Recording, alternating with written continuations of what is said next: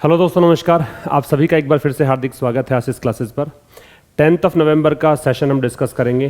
Title आपको दिया है अननेसेसरी सिग्नल और ये पब्लिश हुआ था द हिंदू में 9 नवंबर को। अननेसेसरी सिग्नल से मतलब क्या है? नेसेसरी का मतलब आवश्यक होता है और सिग्नल का मतलब क्या है? संकेत। तो एक आवश्यक सिग्नल है, एक आवश्यक इशारा है, एक नेसेसरी सिग्नल है। इसको लेकर एडिटोरियल लिखा गया है। एक्चुअल में जो क्लाइमेट का जो एक मुद्दा बना हुआ है पूरे विश्व भर में, बहुत बड़ा संकट जो क्लाइमेट के लिए पैदा हो चुका है, उसको लेकर एडिटोरियल लिखा गया है अननेसेसरी सिग्नल। तो यहाँ पे अगर मैं बात करूँ पार्ट्स ऑफ स्पीच की, वर्ड कैटेगरीज की, तो ए तो यहाँ पे हुआ आपका डिटर्मिनर, नेसेसरी है वो यहाँ पे हुआ एडजेक्टिव, और सिग्नल है वो ये हो जाएगा नाउन। ठीक है, तो इस प्रकार से आप सब ये आपके जो वर्ड कैटेगरीज है वो फाइंड आउट कर सकते हो। डिटर्मिनर के बाद में जब दो शब्द दे रखे होते हैं तो दूसरा शब्द आपका होता है नाउन और उससे पहले वाला शब्द क्या होता है? एडजेक्टिव। अब देखिएगा, विस्तार से पढ़ते हैं। अगर आप नए व्यूअर हैं तो बता दूं मैं आपको कि ये जो अंडरलाइंड पार्ट येलो कलर में आपको दिख रहा है वो सारे के सारे सब्जेक्ट्स हैं। रेड कलर वाले जो वर्ड्स हैं वो डिफरेंट, मतलब वोकैबलरी है, तो आपको वोकैब की नोटबुक आपने डाल रखी होगी। अगर ऐसा नहीं किया है तो आप वोकैब की नोटबुक डालें, ये सारे आपको वहाँ पे नोट करने हैं। और ये जो ब्लू कलर में दिख रहा है आपको, ये ग्रामर का डिस्कशन है, तो ग्रामर के कॉन्सेप्ट्स भी अब रटने की जरूरत नहीं पड़ेगी, आप समझते चलेंगे मेरे साथ। तो देखिए क्या कह रहा है कि the 27th session of the conference of parties is underway at Egypt's seaside city of Sharm el-Sheikh, where over 2 weeks heads of government, diplomats, business heads, activists, journalists and lobbyists will converge. ठीक है, आप में से बहुत सारे ऐसे होंगे जो रीडिंग में भी प्रॉब्लम होती होगी। आप जब इंग्लिश के टेक्स्ट पढ़ते हैं तो वहाँ पे आप सही से उच्चारण नहीं कर पाते होंगे, तो ये भी आपको हैबिट बनानी पड़ेगी कि एटलीस्ट एक पैराग्राफ, 2 पैराग्राफ, जितना भी आप समय दे सकते हैं उसमें आप रीडिंग कंटिन्यू करें। आप जैसे मैं पढ़ रहा हूँ उसको ध्यान से सुने कि मैं किसी वर्ड को कैसे प्रोनाउंस कर रहा हूँ, उसी तरीके से आपको भी प्रोनाउंसिएशन पे ध्यान देना है। ठीक है, तो द 27th सेशन, जो 27वां सेशन है, 27वां सत्र है किसका? COP का, कॉप जिसको बोलते हैं, फुल फॉर्म इसकी कॉन्फ्रेंस ऑफ पार्टीज है, इज अंडरवे। ये जो शब्द दे रखा है अंडरवे, इसका मतलब होता है कि ये प्रोग्रेस में है। अंडरवे का मतलब चल रहा है ना? इसका मतलब अंडर प्रोग्रेस है, अभी ये चल रहा है, ये इसका मतलब है अंडर प्रोग्रेस, ये चल रहा है। एट इजिप्ट सी साइड सिटी, और कहाँ चल रहा है? इजिप्ट का मतलब है मिस्र। मिस्र में समुद्र के किनारे एक शहर है, नाम ये है वेयर ओवर 2 वीक्स, जहां पे मतलब इस शहर में ओवर 2 वीक्स, 2 सप्ताह के दौरान। ओवर का मतलब यहां पे क्या है? ड्यूरिंग, ये भी लिख लीजिएगा। ओवर यहां प्रेपोजिशन है, ओवर का मतलब यहां पे है ड्यूरिंग।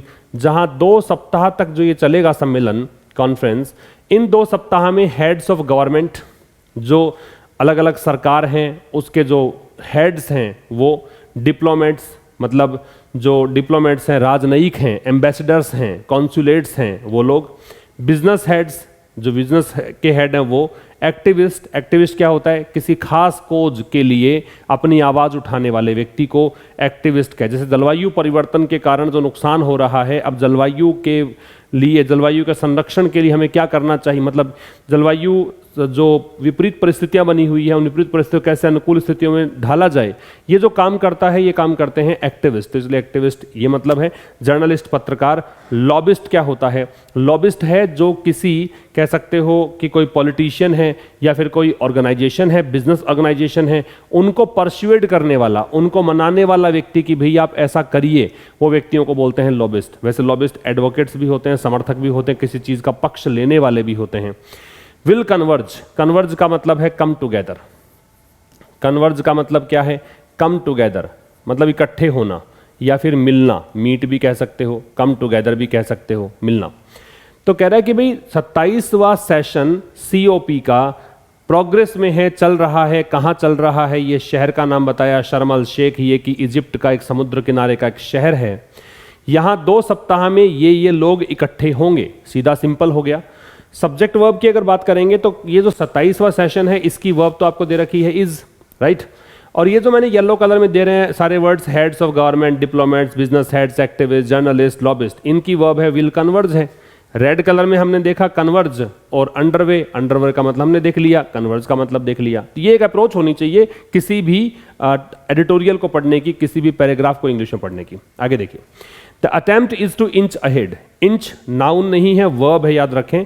तो वर्ब के रूप में जब इंच होता है इसका मतलब होता है मूव करना स्लोली। तो मूव स्लोली, धीरे धीरे आगे बढ़ना, मूव स्लोली। तो द अटेम्प्ट प्रयास, प्रयास इज इसकी वर्ब है।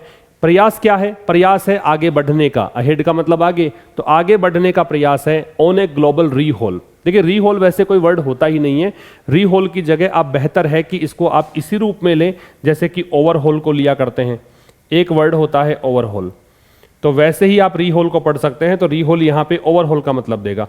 ओवरऑल होता क्या है? एक प्रकार से ये मॉडिफाई करना होता है, थोड़ा सा चेंज करना होता है। भी पहले जांचेंगे, इंस्पेक्ट करेंगे, इसका मतलब इंस्पेक्ट भी है, थोड़ा सा देखेंगे कि किस स्थिति में है, किस हालात में है, उसके बाद में आप उसको अगर मॉडिफाई करें, उसमें चेंजेस करें, तो उसको हम क्या बोलते हैं? ओवरहोल या रीहोल, राइट। तो कह रहा है कि प्रयास ये है कि आगे बढ़ा जाए, किस पर? ग्लोबल ओवरहोल को लेकर, मतलब वैश्विक रूप से हम चीज़ों को देखें, पहचानें और उसमें अगर परिवर्तन की आवश्यकता हो तो परिवर्तन करें। और ये किसका रीहोल होना है? एनर्जी कंजम्पशन का, ऊर्जा के उपभोग का, ठीक है। टू इम्प्रूव, और ये किस लिए करना है? इम्प्रूव करने के लिए, सुधारने के लिए। सुधारना किसको है? पृथ्वी के जो चांसेस हैं against catastrophic climate change. Catastrophic का मतलब नोट करिए, डिजास्ट्रस। कैटास्ट्रॉफिक का मतलब क्या होता है? डिजास्ट्रस, मतलब विनाशकारी। इसको आप डीवास्टेटिंग भी कह सकते हैं। क्या कह सकते हैं? डीवास्टेटिंग, इसको बोलते हैं विनाशकारी, ठीक है। तो कह रहा है कि भाई ये इसलिए करना है, भी अटेम्प्ट है, प्रयास है, वो ये है कि आगे बढ़ा जाए। किस चीज को लेकर? एक वैश्विक रूप से चीज़ों को बदलने की ज़रूरत अगर हो, पहले पहचाने, जाने, एनालाइज करें, उसके बाद में चीज़ों को चेंज करें। एनर्जी कंजम्पशन के विषय में किस लिए करना है ऐसा? क्योंकि हम पृथ्वी के जो चांसेस हैं, किसके अगेंस्ट? जो विनाशकारी एक परिवर्तन हो रहा है क्लाइमेट का, जलवायु परिवर्तन है, उसको लेकर अब पृथ्वी कितने समय तक सुरक्षित है, इस चीज को इंप्रूव करने के लिए। मान लीजिए कि पृथ्वी 2000 सालों के लिए सुरक्षित है, तो अगर हम इन चीजों में इंप्रूवमेंट लाएंगे तो ये 2000 साल बढ़कर और लंबा समय हो सकता है। सब्जेक्ट वर्ब पे आ जाइए। अटेम्प्ट सब्जेक्ट है, इज वर्ब है, ठीक है। इंच एक वर्ब है, इंच का मतलब मूव स्लोली बताया मैंने। कैटास्ट्रॉफिक एक एडजेक्टिव है, इसका मतलब डिजास्ट्रस या डिवास्टेटिंग है। और रीहोल को पढ़ना है ओवरहोल, ये पहले होता है इंस्पेक्ट करना और उसका जरूरत पड़ने पर क्या करना? चेंजेस करना, मॉडिफाई करना, ऑल्टर करना, ये सारे इसके मतलब हैं। तो ये हो गया पहले स्लाइड में। आगे आइए। While every COP या COP ends with a hard bargain document। Hard bargain क्या होता है? भी बार्गेन का मतलब सौदेबाजी करना होता है। और मैं आपकी जानकारी के लिए ये भी बता दूं कि बार्गेन की जगह पे आप हैगल भी यूज कर सकते हैं, ठीक है ना।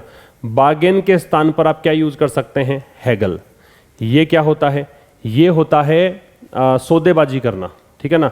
तो सौदेबाजी करने को हम बोलते हैं बार्गेन करना। हैगल का मतलब भी क्या होता है? बार्गेन करना। हार्ड बार्गेन का मतलब है कि आप अपने जो आपने मान लीजिए कहीं पे आपने सौदेबाजी शुरू करी, आप किसी दुकान पर कुछ खरीदने के लिए गए और वहां पे आपने कहा कि ये सामान तो मुझे इतने का ही चाहिए। दुकानदार कह रहा है कि इतने का नहीं, इतने का मिलेगा। फिर आप अपनी बात पे स्टिक रहो, आप बिल्कुल भी अपनी बात से हिलो नहीं, जिद पकड़ के बैठ जाओ, तो उसको हार्ड बार्गेन बोलते हैं। मतलब आप इसमें झुकने वाली अवस्था में नहीं है, आप जैसा कह रहे हो वैसा ही करोगे, जिद पकड़ रखी है, उसको हार्ड बार्गेन बोलते हैं। तो कह रहा है कि यद्यपि वाइल का फंक्शन क्या होता है? वाइल दो क्लॉजेस को जोड़ता है, वाइल दो उपवाक्यों को जोड़ता है और जोड़कर करेगा क्या? वाइल दो क्लोज को जोड़ेगा और ऐसे क्लोज को जोड़ेगा जो विपरीत हो, एक दूसरे के विरोधाभासी हो, ऐसे क्लोजेस को जोड़ेगा। तो कह रहे यद्यपि हर एक जो COP है, हर एक जो कॉप है, ये सम्मेलन है, उसका एंड होता है हार्ड बार्गेन डॉक्यूमेंट से। मतलब हर बार इसमें ऐसी कहानी समझ में आती है कि कोई व्यक्ति अपनी जिद पर अड़ जाता है, कोई देश अपनी जिद पर अड़ जाता है कि हम तो ऐसा करेंगे। द इसेंशियल प्रिंसिपल रिमेन्स, फिर भी जो एक इसेंशियल का मतलब आवश्यक, प्रिंसिपल का मतलब सिद्धांत, रिमेन्स कांस्टेंट। लेकिन जो एक आवश्यक सिद्धांत है वो तो कांस्टेंट ही है, वो तो स्थिर ही है, चाहे कितने भी अडिग रहे हैं आप। एक बार फिर समझना, कह रहा है कि यद्यपि हर एक कॉप का जो एंड होता है वो हार्ड बार्गेन डॉक्यूमेंट से होता है, फिर भी जो इसमें एक सेंट्रल चीज है, जो मुख्य चीज है, वो तो कांस्टेंट रहती है, वो सेम रहती है। वो चीज क्या है ये लगा के बताया। इसको बोलते हैं हम कोलन। क्या बोलते हैं? ये जो साइन है इसको हम बोलते हैं कोलन। तो ये लगा के बताया हाउ टू इंश्योर, कि कैसे सुनिश्चित किया जाए दैट ऑल कंट्रीज कंट्रीब्यूट, कि सारे के सारे देश कंट्रीब्यूट करें, सारे के सारे देश योगदान दें। किस चीज के लिए? पे फॉर करने के लिए। पे फॉर का मतलब भुगतना होता है, ठीक है। पे फॉर का मतलब है कि आपने कोई गलत काम किया उसका आप भुगतान करेंगे, तो ये हो गया पे फॉर, भुगतने के लिए। What it takes to avoid the consequences of global warming, किसके लिए भुगतना है? कि क्या वो चीज है, या फिर पे फॉर का मतलब ऐसा कहें कि हर देश, यहां पे सारे के सारे देश कंट्रीब्यूट करें उस चीज का कंपनसेट करने के लिए कि क्या वो चीजें हैं जो अवॉइड कर सकती हैं कॉन्सिक्वेंसेज को, दुष्परिणामों को। कॉन्सिक्वेंस होता है परिणाम, और नेगेटिव टोन इसकी है तो ये दुष्परिणाम कहलाएगा। ग्लोबल वार्मिंग को without compromising on economic development, बिना किसी आर्थिक विकास को कॉम्प्रोमाइज किए। मतलब ऐसा नहीं है कि हम यहाँ पे काम करेंगे जो कॉप सम्मेलन में हुआ कि जलवायु संरक्षण के लिए हम ये काम करेंगे, प्रकृति को हम डिटीरियोरेट नहीं होने देंगे, लेकिन आपका आर्थिक नुकसान हो रहा है। तो यहाँ पे समझने वाली बात ये कह रहा है लेखक कि भी आपका आर्थिक नुकसान भी ना हो, आर्थिक विकास भी नहीं रुके, और ये सब चीजें भी हो जाएं। While accounting for, account for का मतलब क्या है? अकाउंट फॉर एक तो होता है किसी चीज का टोटल पार्ट बनाना, कि आप कितना पार्ट कवर करते हो, उसको बोलते हैं अकाउंट फॉर। यहां पे जो अकाउंट फॉर है, while accounting for their historical responsibility, तो यहां पे अकाउंट फॉर का मतलब है कि आपने अपनी एक रेस्पॉन्सिबिलिटी तय कर ली है इन एग्जासर्बेटिंग द क्राइसिस। अब यहां पे एक एग्जासर्बेट जो शब्द है इसका मतलब होता है वर्सन। एग्जासर्बेट का मतलब क्या होता है? वर्सन, मतलब और ज्यादा बदतर करना। डिटीरियोरेट भी लिख सकते हो, डिटीरियोरेट, और ज्यादा बदतर करना, और ज्यादा खराब कर देने को क्या बोलते हैं? एग्जासर्बेट। एक बार फिर समझ लें, यहां पे कॉप जो है वो सब्जेक्ट है, इसकी वर्ब एंड्स है। एसेंशियल प्रिंसिपल है, इसकी वर्ब है रिमेन्स है। ऑल कंट्रीज की वर्ब है वो कंट्रीब्यूट है। इट की वर्ब है वो टेक्स है, ठीक है। बचे ये रेड कलर वाले, एग्जासर्बेट का मतलब वर्सन डिटीरियोरेट है। अकाउंट फॉर का मतलब यहां पे जिम्मेदार होना मान सकते हो, या अपनी जिम्मेदारी तय करना मान सकते हो। वैसे इसका मतलब होता है किसी चीज का टोटल पार्ट फॉर्म करना, कि आप कितना हिस्सा कवर करते हो कोई चीज का, उसको बोलते हैं क्या? Account for. तो यहां पे एक बार फिर समझ लें कि वाइल से हमने जोड़ा यहां से लेकर और कहां तक का सेंटेंस, फुल स्टॉप तक देख लीजिए कहां तक सेंटेंस है। और इसमें एक बार यहां तक ही पढ़ ले कि ये दो क्लॉजेज जो हैं, वाइल से लेकर डॉक्यूमेंट तक और दे से लेकर कांस्टेंट तक, ये विपरीत क्लॉजेज हैं, एक दूसरे से विरोधाभासी चीजों को व्यक्त करते हैं। तो कह रहा है यद्यपि हर एक कॉप सम्मेलन का एंड होता है हार्ड बार्गेन डॉक्यूमेंट से, फिर भी इसेंशियल प्रिंसिपल तो रह ही जाता है कांस्टेंट। और वो क्या है? वो ये है कि कैसे सुनिश्चित किया जाए। एक प्रश्नवाचक चिन्ह तो लगा हुआ है ही कि कैसे सुनिश्चित करें, किस चीज को सुनिश्चित करना है? कि सभी कंट्रीज कंट्रीब्यूट करें। किस चीज के लिए?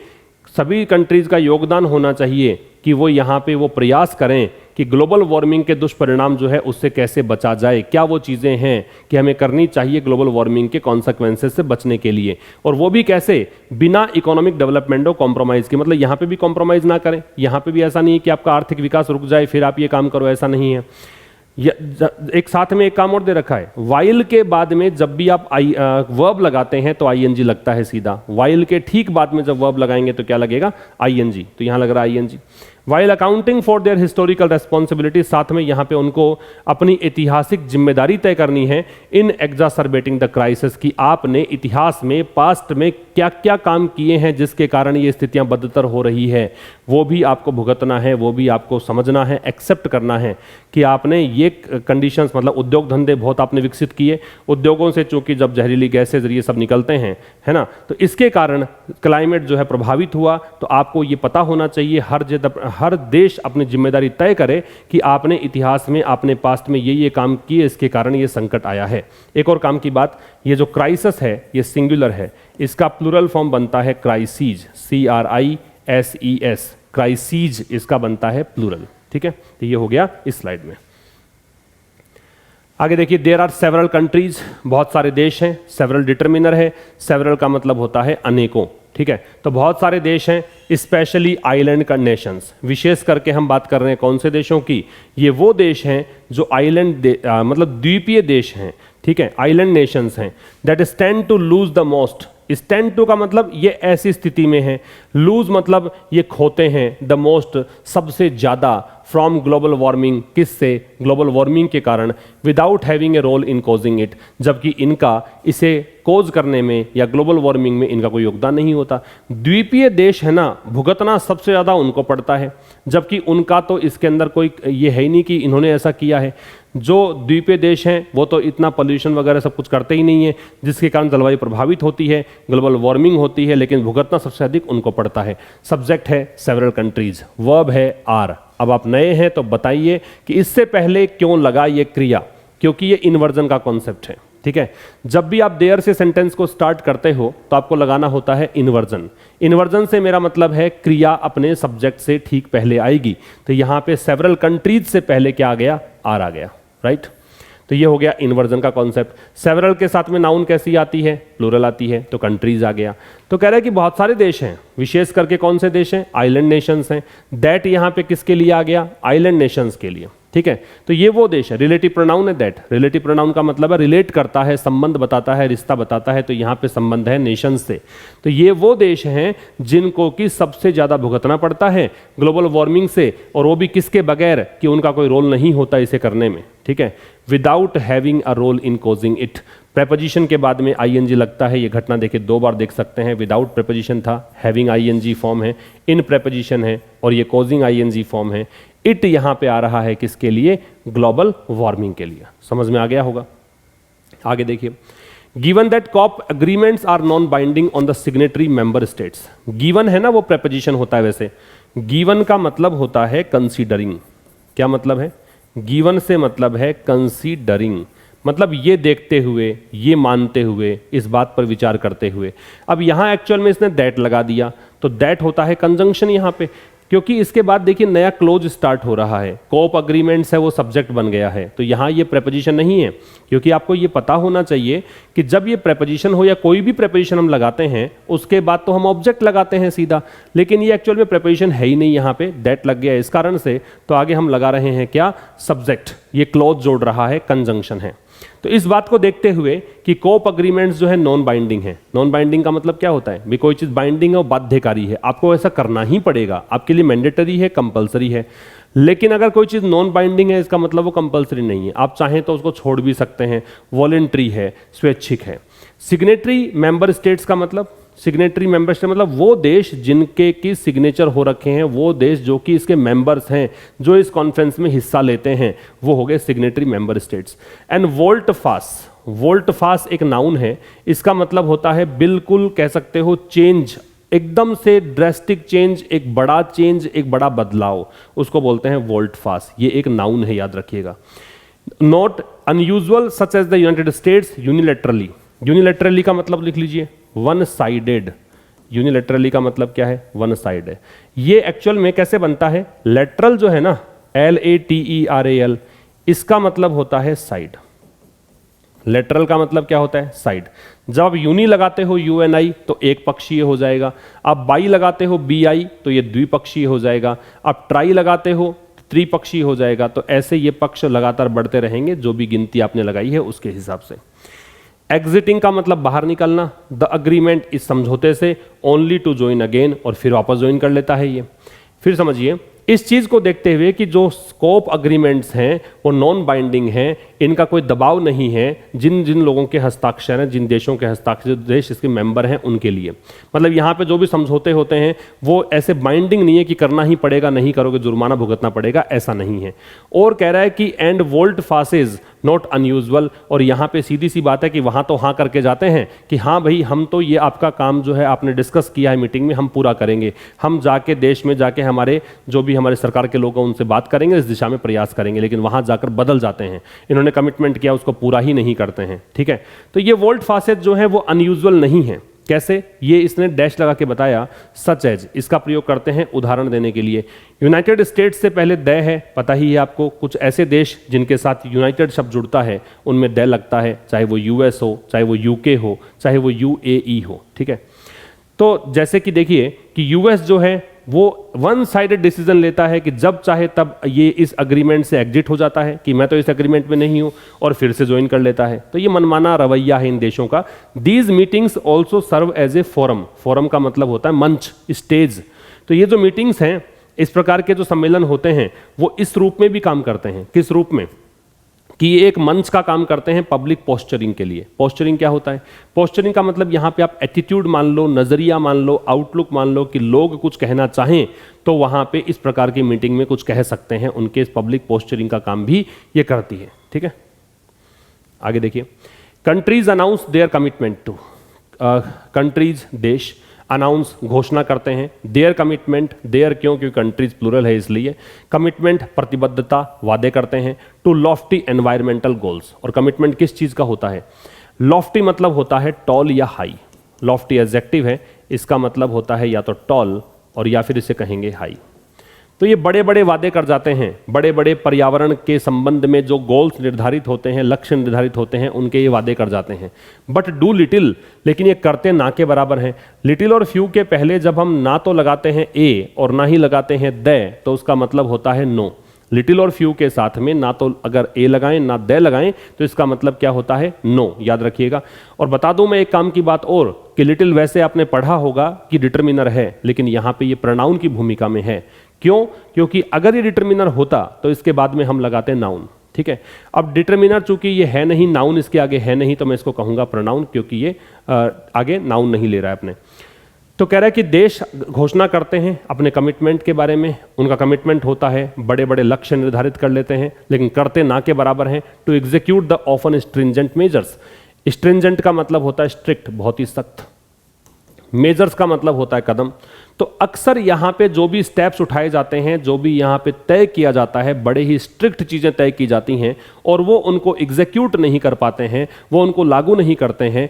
दैट दीज एंटेल, एंटेल का मतलब होता है या तो कहेंगे मेक नेसेसरी, या तो क्या कहोगे? मेक नेसेसरी, और या फिर इसे कहेंगे इन्वॉल्व, शामिल करना भी कह सकते हैं, या फिर कोई चीज को आवश्यक बना देना भी कह सकते हैं। शामिल करना भी कह सकते हैं और आवश्यक बना देना भी कह सकते हैं। ठीक है, तो कौन से मेजर्स? दैट दीज इंटेल, मतलब वो मेजर्स जो कि ये, दीज किसके लिए आ रहा है? दीज आ रहा है इन कमिटमेंट्स के लिए, इन कह सकते हो कि भाई जो एग्रीमेंट्स हैं वो उसमें शामिल होते हैं। Because they potentially involve political blowback. कारण क्या है, क्यों नहीं फॉलो करते?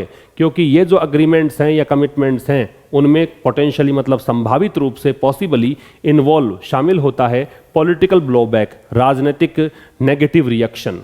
ब्लोबैक का मतलब क्या है? नेगेटिव रिएक्शन, नकारात्मक प्रतिक्रिया को बोलते हैं ब्लोबैक, नेगेटिव रिएक्शन।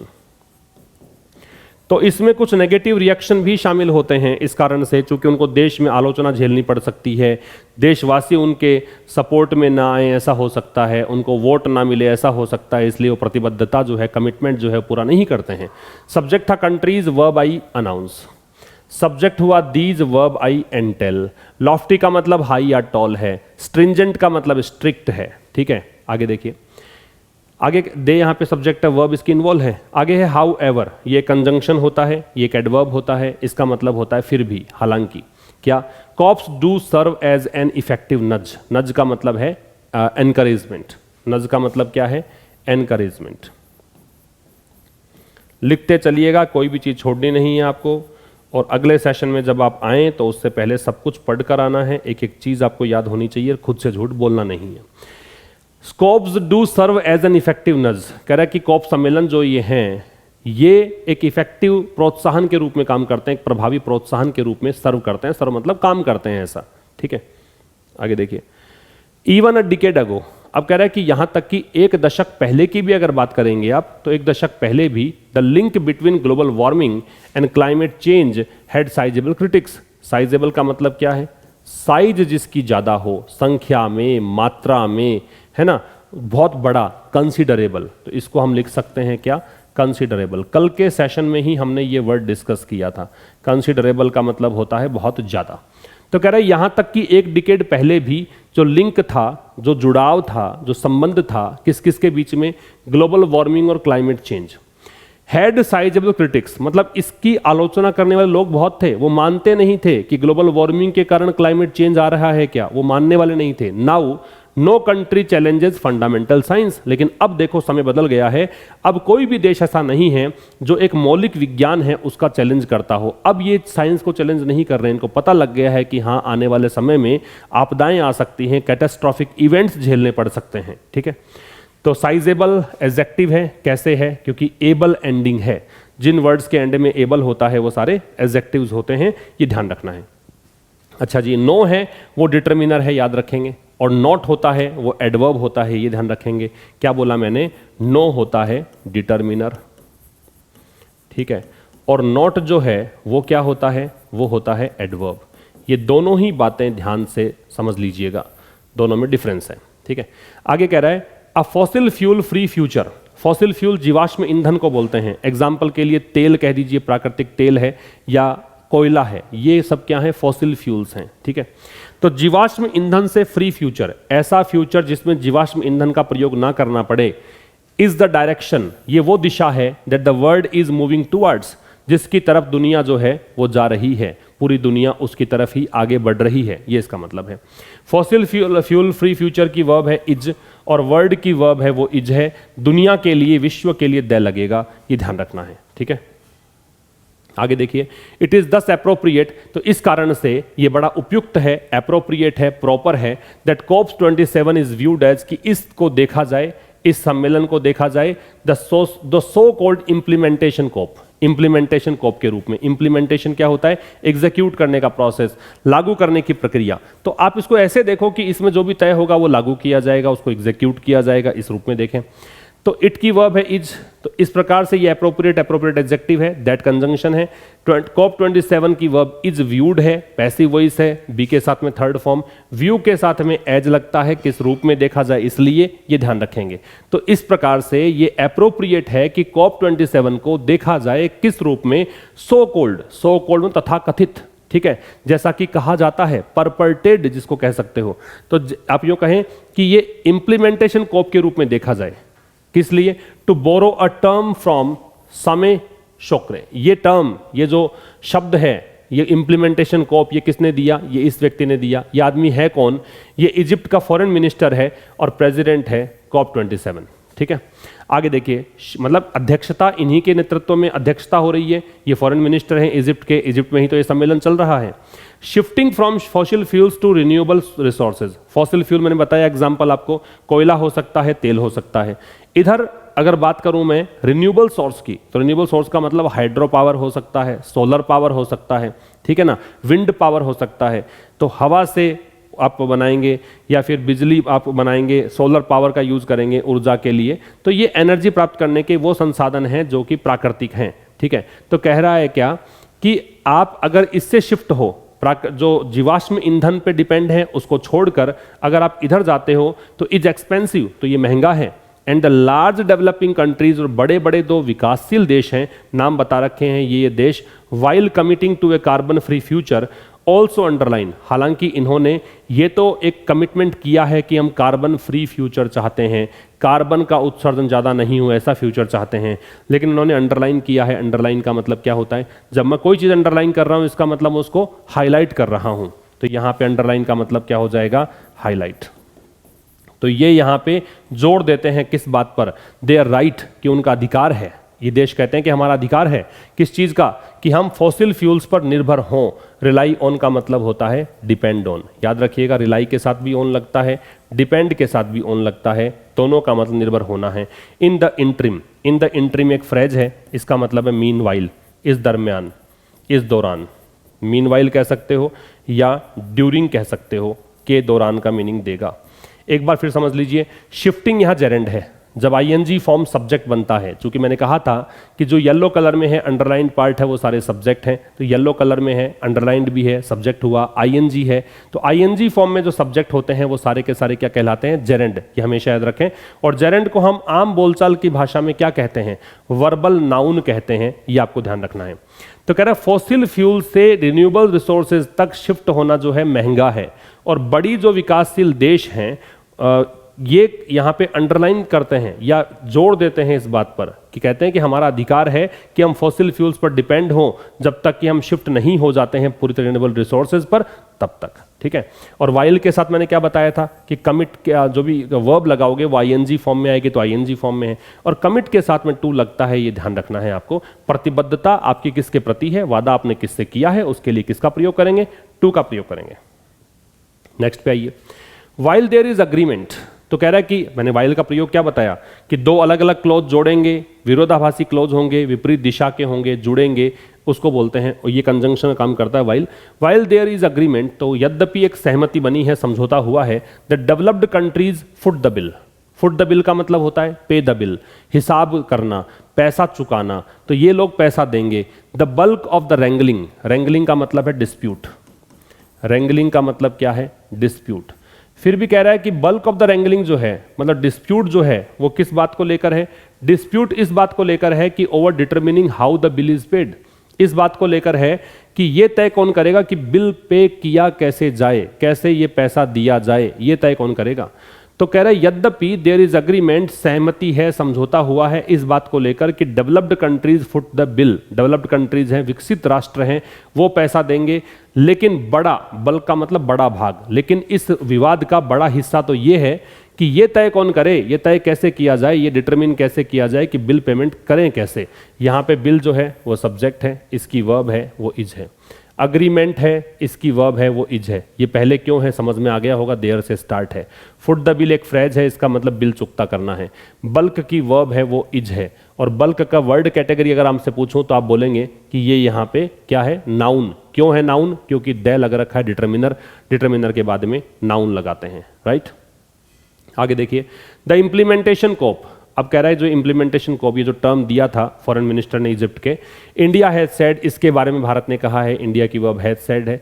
इस इम्प्लीमेंटेशन कोप की वर्ब मस्ट सेट आउट है। सेट आउट का मतलब होता है बिगिन करना, शुरू करना।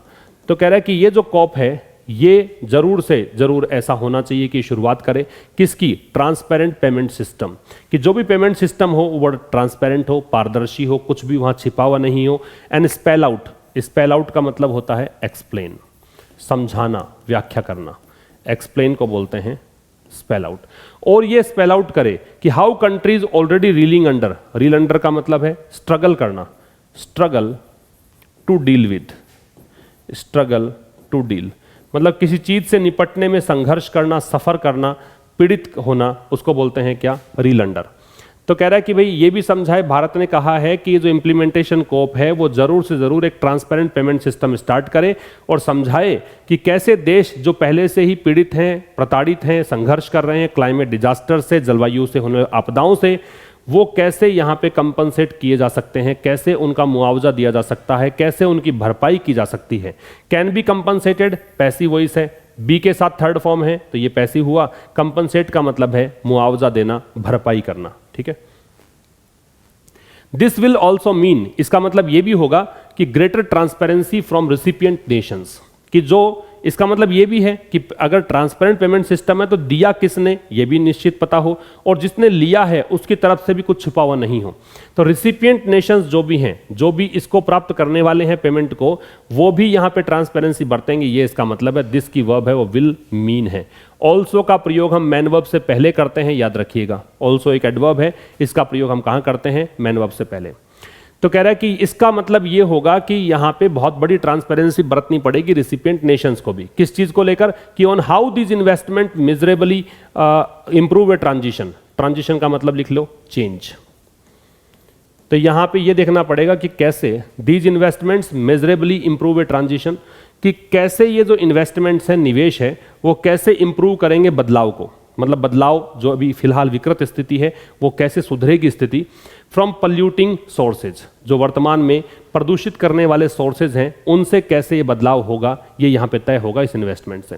अनलाइक ग्लासगो 2021, ग्लासगो में भी एक बैठक हुई थी इनकी, एक सम्मेलन हुआ था 2021 में। अनलाइक का मतलब होता है के विपरीत। अनलाइक एक प्रेपोजिशन भी होता है और एक एडजेक्टिव भी होता है, और अनलाइक यहाँ पे प्रेपोजिशन है, आगे इसका ऑब्जेक्ट लग रहा है इसलिए, ठीक है। तो ये इसका मतलब है के विपरीत। तो ग्लासगो में जैसा हुआ था उस समय क्या हुआ था, नेट जीरो और commitments to be carbon neutral. Carbon neutral क्या होता है। ऐसा मत समझना नेट जीरो का मतलब कि कार्बन का उत्सर्जन होगा ही नहीं, ये तो असंभव सी बात है।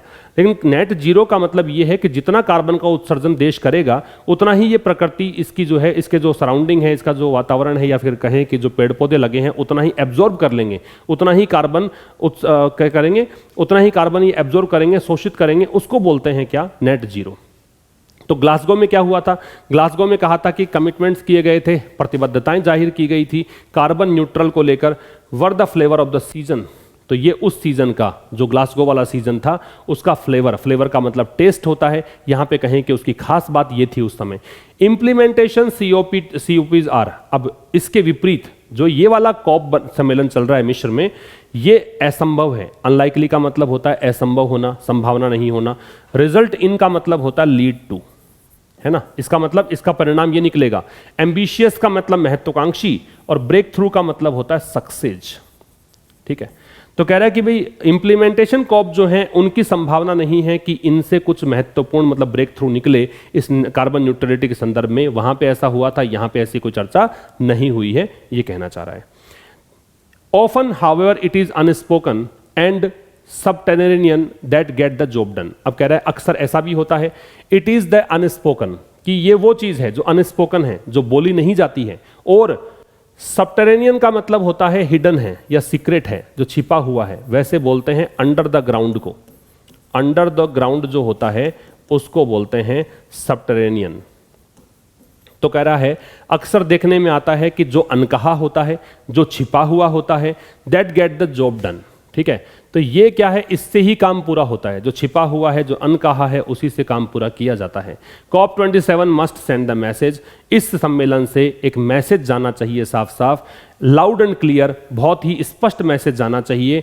दैट, क्या मैसेज, कि बी इट वॉर, ये बी इट का प्रयोग करते हैं, इसका मतलब चाहे युद्ध हो या शांति हो, गरीबी हो या आपके पास प्लेंटी ऑफ चीजें हो, अबेंडेंस में चीजें हो, सिक्योरिंग द वर्ल्ड्स फ्यूचर, तो यहां पे विश्व का, दुनिया का फ्यूचर सिक्योर करना, फिर से देखो ING आ गया तो जेरेंड है, कम्स एट ए प्राइस, ये उस कीमत पर आता है। दुनिया का फ्यूचर सिक्योर करना उस कीमत पर आता है जो कीमत gets costlier every passing day, जो हर गुजरते हुए दिन में कीमत बढ़ती जाती है। ठीक है, ये मतलब है कि अगर आप ऐसा नहीं करोगे, सुरक्षित नहीं रखो दुनिया को, तो बहुत बड़ा नुकसान झेलना पड़ेगा।